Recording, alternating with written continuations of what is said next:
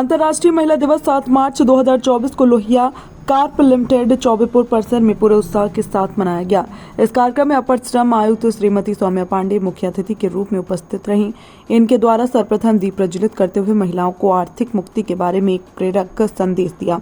उन्होंने महिला सशक्तिकरण, ग्राम विकास, शिक्षा और उनके स्वास्थ्य के लिए विभिन्न सरकारी प्रायोजित योजनाओं के बारे में भी जानकारी साझा की।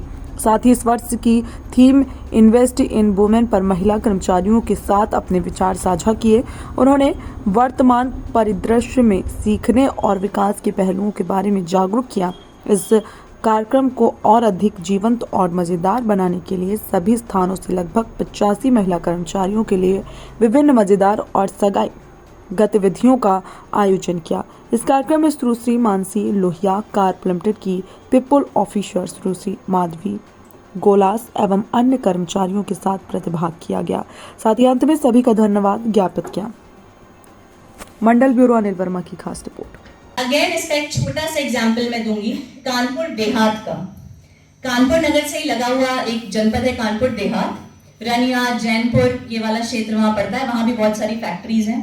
वहां मैं 3 साल मुझे काम करने का मौका मिला एक मुख्य विकास अधिकारी के तौर पे, CDO, चीफ डेवलपमेंट ऑफिसर। और उस जनपद में 1022 गांव थे, 618 ग्राम पंचायतें थी और लगभग 20 लाख महिलाएं थी उस जनपद में। उठेगी महिला, सबसे रात में सोएगी, सबको खाना खिलाएगी, खुद बाद में खाएगी और इसकी वजह से जो हेल्थ होता है वो सबसे ज्यादा प्रतिकूल, एडवर्सली अफेक्टेड होता है। यहाँ बहुत सारी बच्चियां हैं जो कल को माएं बनेंगी, बहुत सारी माताएं भी बैठी हुई हैं। आपको एक पोषण का चक्र हमेशा याद रखना चाहिए। आप जितना स्वस्थ होंगी उतना ही स्वस्थ आपका आने वाला बच्चा होगा।